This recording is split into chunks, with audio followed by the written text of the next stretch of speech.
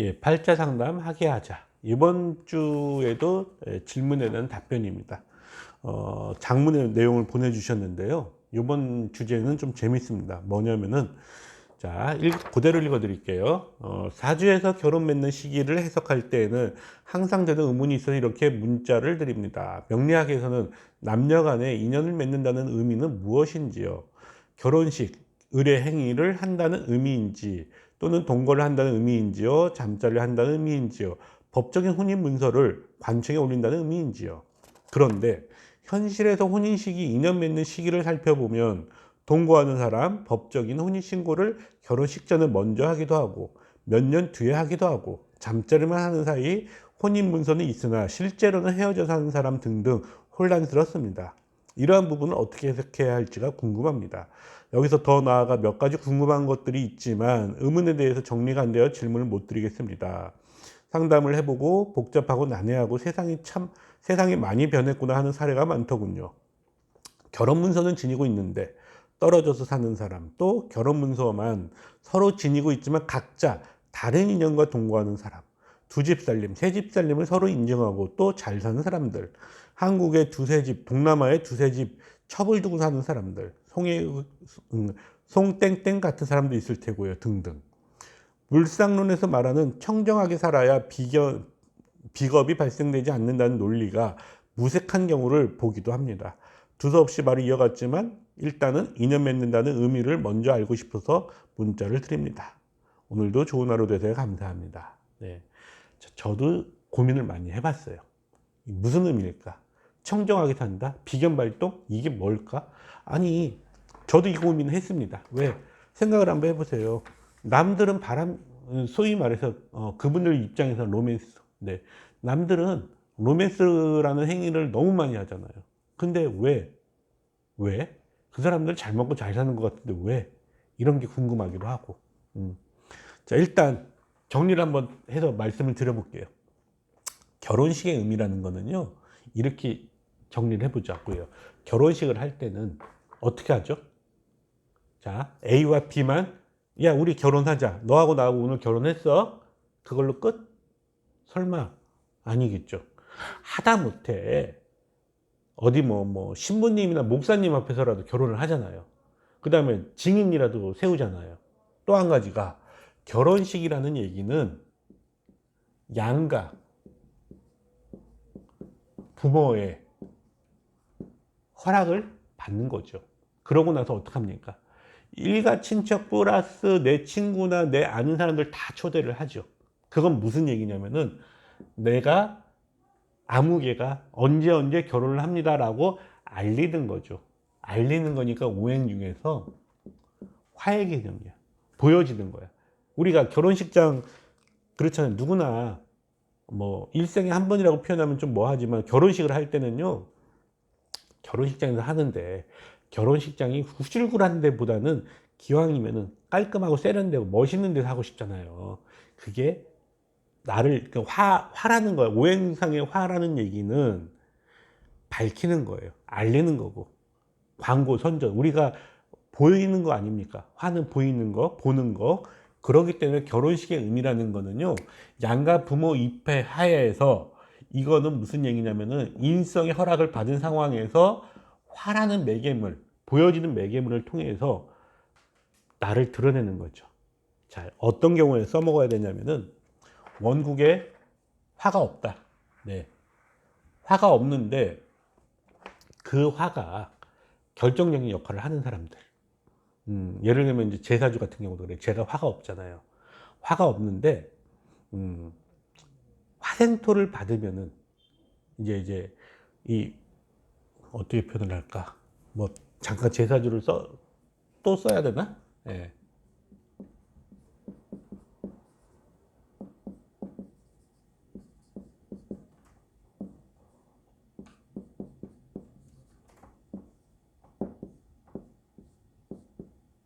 자, 이렇게 오행상 화가 없죠? 그렇다는 얘기는 화는 질서와 순서, 예절이에요. 우리가 동서남북할 때 숭례문, 남쪽에 숭례문 얘기하죠? 예절, 예자. 화가 없다는 얘기는 예의가 없다. 그래서 가끔 제가 애가 참 싸가지가 없단 말을 많이 듣습니다. 근데 그건 무슨 얘기를 하려고 하냐면요. 화가 없다는 얘기는 질서와 순서를 무시하는 경우가 많아요. 그러면 무슨 얘기냐? 이런 사주가 결혼식을 하기 전에 동거를 했을까요? 안 했을까요? 네. 뻔한 거죠? 자, 화가 없으니까 어떤 사회적인 요식행위보다는 현실이 중요하다라는 생각 때문에 동거를 먼저 할 수가 있죠. 네, 했습니다. 당연히. 그러고 난 다음에 만약에 결혼식을 안 하잖아요. 그럼 이 사주는 화가 안 오는 사주야. 결혼식을 안 하고 근데 동거부터 했다면은. 왜? 결혼식을 안 했다는 얘기는 화가 없다는 얘기. 그러니까 오행상에 화가 없는데 화가 없다는 얘기는 이 토는 제대로 토국수를 못 한다는 얘기죠. 그렇다는 얘기는 돈을 제대로 벌기가 없고 토국수가 안 되니까. 예. 그래서 화생토를 받았을 때 이 토가 단단해지기도 하고 그 다음에 이 신금에서 끌어온 병화가 밝아질 수가 있는 거죠. 그래서 화가 없는 사주들은 반드시 결혼식을 해야 된다. 그런데 열이면은 거의 동거를 먼저 한다든지 화가 없거나 약해질 때 이런 경우가 생기는 거고요. 그래서 결론은 뭐냐? 결혼식을 한다는 의미는요, 나를 알리는 거죠. 그렇기 때문에 나를 알린다는 얘기이기 때문에 그래서 이제 사람들한테 나를 드러낸다라는 겁니다. 자, 그 다음에 동거. 예.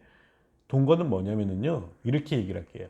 양가 부모님의 허락하에 사는 동거냐, 아니면 부모님 몰래 하는 동거냐, 요 차이가 커요. 그게 무슨 얘기냐? 가끔 뭐 이런 거 있잖아요. 이제 저기 뭐야, 그 대학교 요즘 영화 같은 거 보면은 이런 거 있죠. 뭐 대학생 남녀가 서로 애인 사이야. 근데 생활비를 아끼려고 둘이 동거를 하는 거예요. 그러다가 갑자기 여자 쪽 아버지가 올라온다. 또는 남자 쪽 엄마가 온다. 그럼 어떻게 해? 집안은 막 난리가 나죠. 막 뭐 여자 이 상대방 물품 다 치우고 숨겨놓고 어쩌고 저쩌고 하다가 이런 식의 동거는요. 그거는 의미가 없어. 사실혼이 아니니까. 예. 근데 사실혼에 관련된 동거. 예를 들면은 양가 부모님이 허락을 했어요. 그 다음에 두 사람이 살면서 애를 낳았어. 이건 엄연히 사실혼이죠. 이럴 때의 동거는 법적인 효력이 생기죠. 그 얘기가 뭐냐면요.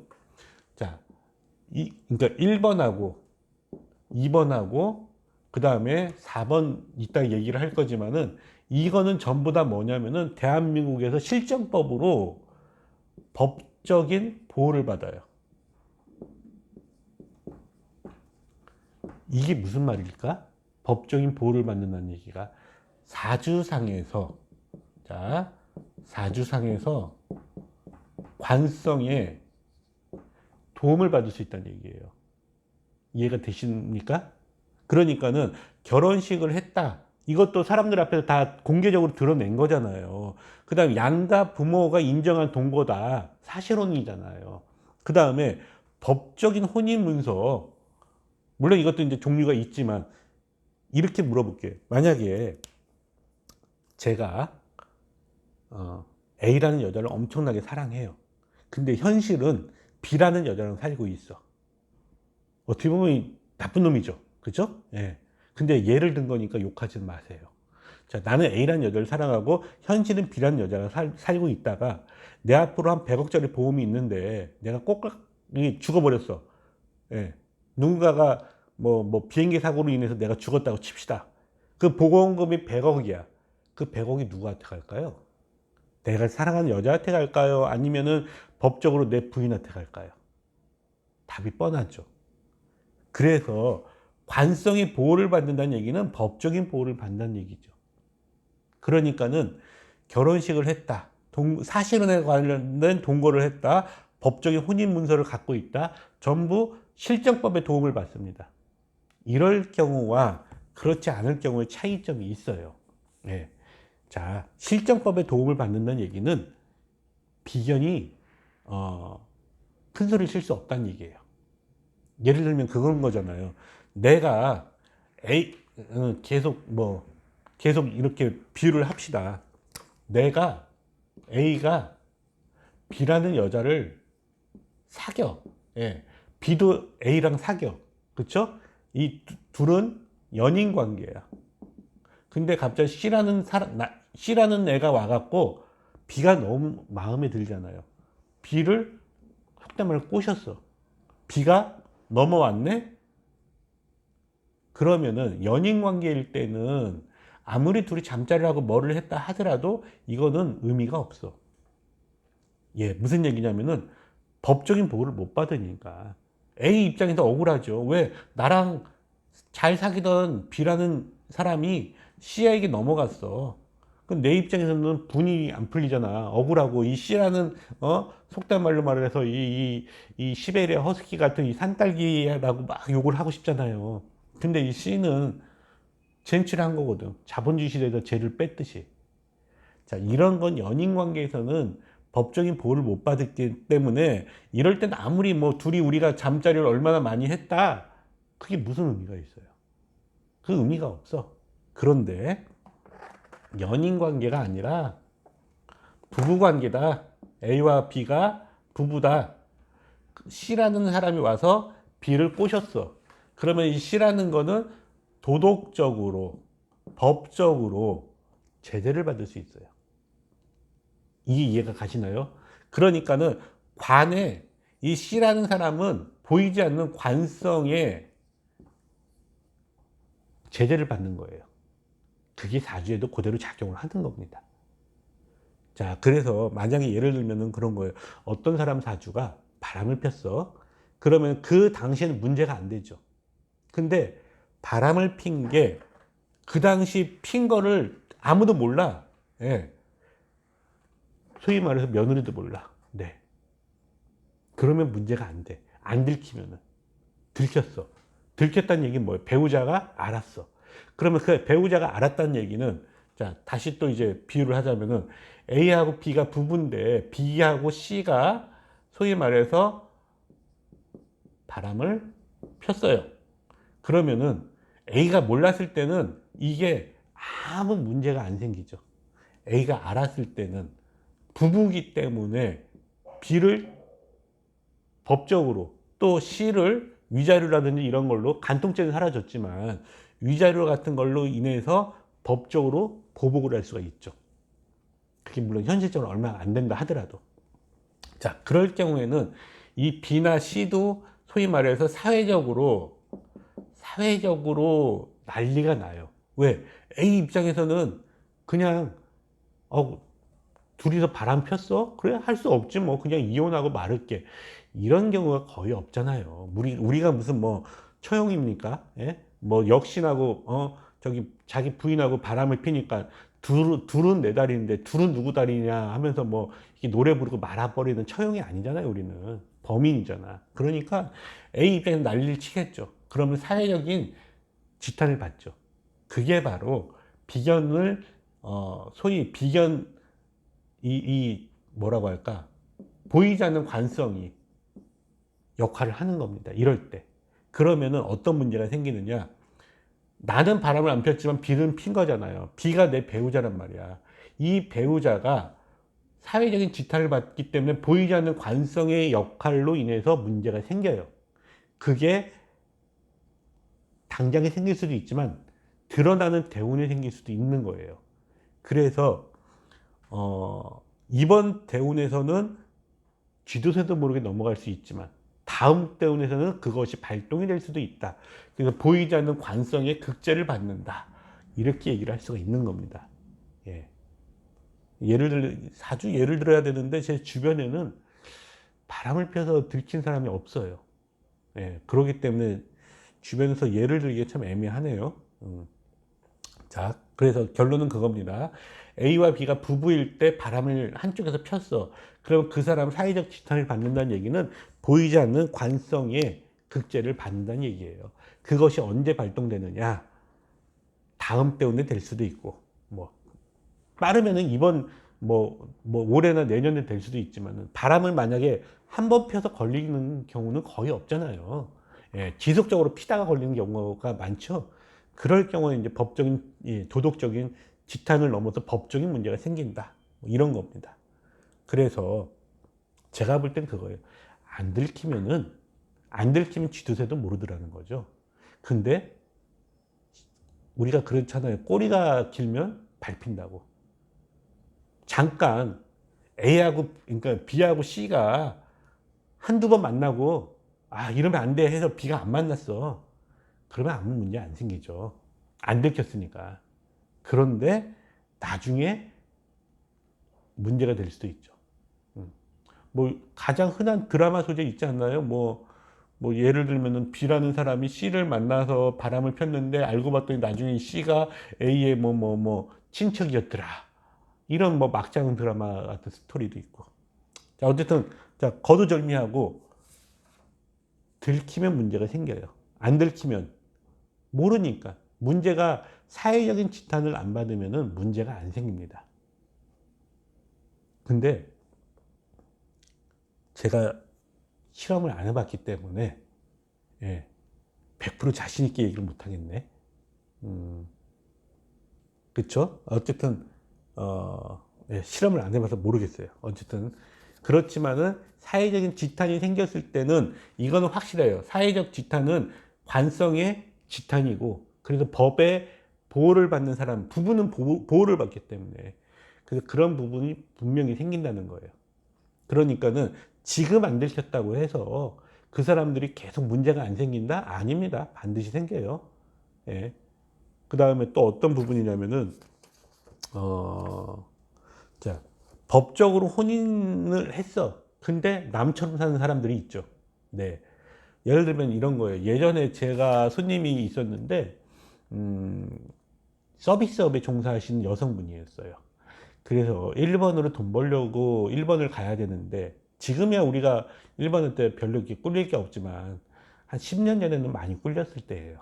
그래서 일본에 가서 돈 벌려고 하면은, 무비자. 예를 들면은, 일본 사람과 결혼을 했을 때는 일본에 남편이 있으니까 뭐 비자 문제가 안 되는데, 그게 안 될 때는 비자가 3개월에 하나, 여행용 비자니까는요, 일정인 게 아니니까. 그래서 3개월 만에 다시 한국으로 와야 돼. 그러면 돈 좀 벌려고 하면 한국에 오니까 문제가 있었죠. 그래서 그 여성분이 일본에 생판 모르는 남자하고 법적으로 혼인신고를 하는 거예요. 얼굴도 본 적이 없대요. 근데 법적으로는 유부녀인 거지. 왜? 일본 국적인 남자와 결혼을 했기 때문에 일본에 어떤 거기 가서 살 수 있는 근거가 생겼으니까.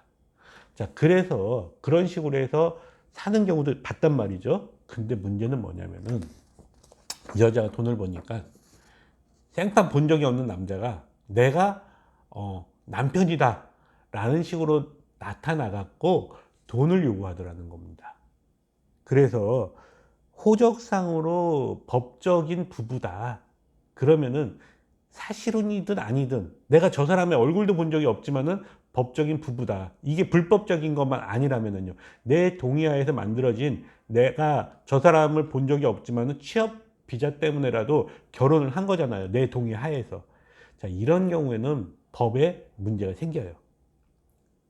상대방이 네가 내 부인이다라고 하면 할 말이 없게 되는 거예요. 그래서 법적인 혼인은 불법적인 거, 나도 모르게 혼인신고된 것만 제외한다면 이거는 분명히 법의 효력이 생깁니다. 그러면은 다시 말하면은 비견의 발동이 생겨요. 네. 자, 그 다음에 이제 잠자리 문제. 이렇게 말씀을 드릴게요.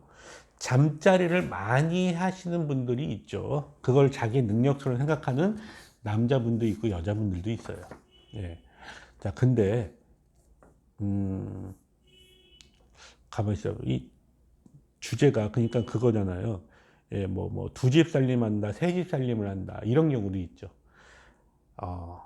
아주 특이하게도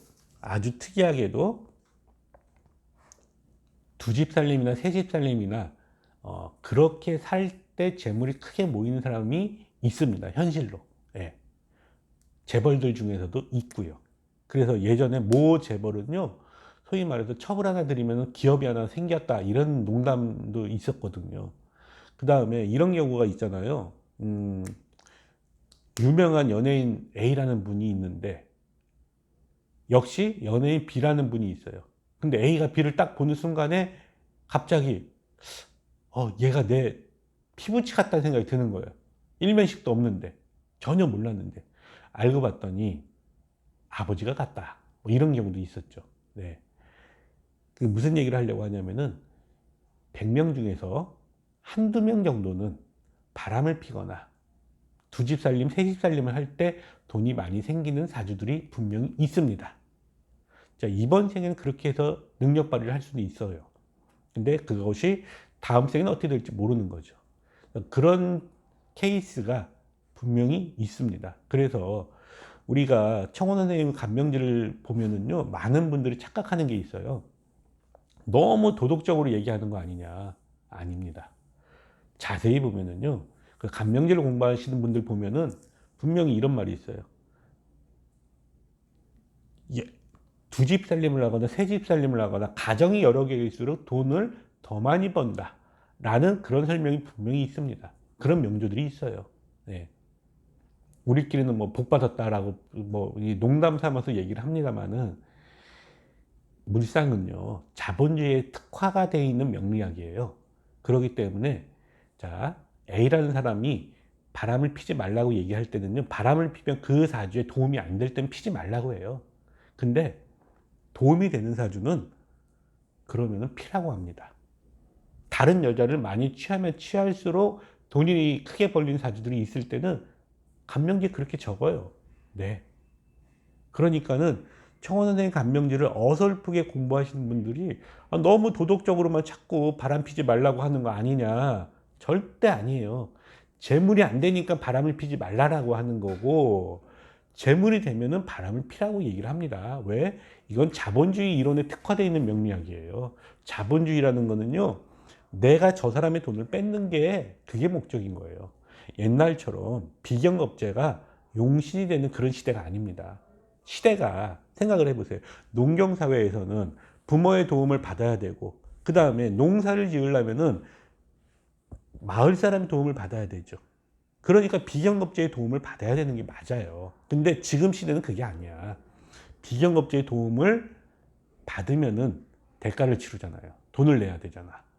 그러니까 지금은 비견의 것을 뺏는 시대예요. 그렇기 때문에 내가 돈을 벌기 위해서는 어떤 사주에 따라 바람을 피라는 경우가 분명히 간명지에 그렇게 나오는 경우가 있고요. 예. 그 다음에 바람을 피지 말라는 얘기는 비견을 이길 수 있는 힘이 없는 주제에 비견을 발동하는 행위도 하지 말라는 의미예요. 그래서 무조건 청원선의 간명지는 도덕적으로 뭐 바람 피지 말란 말만 있다? 절대 아닙니다. 네, 절대 아니에요. 절대. 그래서 절대로 사주 상담을 할 때는요, 법적인 도덕적인 이런 잣대로 상담을 하는 게 맞지만은, 그 사람을 위해서는 그 사람에게 도움이 되는 방향으로 상담을 해줘야 돼요. 이렇게 한번 물어볼게요. 자, 이게 사회적인 논리와 상담 논리가 충돌이 되는 경우가 있습니다. 어떤 경우냐면은, 만약에 말이죠, 어떤 범죄자가 저를 찾아와 갖고 도망가는데 어떤 쪽으로 도망을 가야지 경찰 눈을 피할 수 있습니까? 라는 걸 물어봤다고 쳐요. 자, 그러면은 도덕적으로는 이 사람 신고해야 돼. 맞죠? 그런데 이 사람은 나를 믿고 온 내 손님이죠. 이런 경우는 어떻게 해야 될까요? 예전에 왜 이런 거 있었죠? 어떤 신부님이 자신에게 고해성사를 했는데 이것이 불법적인 거에 대한 고해성사를 들었잖아요. 이거를 신고를 하자니 신부로서의 직업윤리를 어긴 거고, 그 다음에 신고를 안 하면은 불법을 눈 감아 준 거잖아요. 그래서 굉장히 그 딜레마적인 일이 있었죠. 마찬가지입니다. 우리도 상담을 할 때는요, 비밀 엄수는 최고의 가치예요. 무슨 얘기냐면은, 나한테 와서 손님이 상담을 할 때 그 사람의 비밀은 무슨 일이 있어도 지켜줘야 되죠. 안 그러면은 그 사람이 나한테 어떻게 비밀스러운 상담을 합니까? 그렇죠? 그러니까 저는 부모님이 와서 물어봐도 얘기를 안 해드려요. 그렇지만은 가끔 가다가 이 도덕적인 충돌이 생길 때가 있습니다. 아주 애매한 경우죠. 자, 거기에 대해서 누가 옳다, 어떤 답을 내린다 할 수는 없지만은, 그건 우리 각자 선생님들 몫이고, 일단 제가 얘기할 수 있는 거는, 이러한 것들의 의미는 비견을 발동시켜서 재물에 손해가 나기 때문에 바람을 피지 말라는 거지, 도덕적인 것 때문에 피지 말라는 게 아니에요. 거꾸로 비계의 것을 취함으로 인해서 내가 돈을 벌 수 있다. 그러면은 그렇게 감명지에 써 있습니다. 네. 그러니까 오해들 하지 마시라는 거예요. 청원 선생 감명지는 오로지 그 사람의 돈과 명예를 어떻게 하면은 좀 더 많이 얻을 수 있는가. 거기에 특화되어 있는 이론이지 도덕적인 이론, 감명지가 아니에요. 네. 자, 그래서, 좀 말이 좀 어수선했는데 어쨌든 이걸로 마무리하겠습니다. 네. 고맙습니다.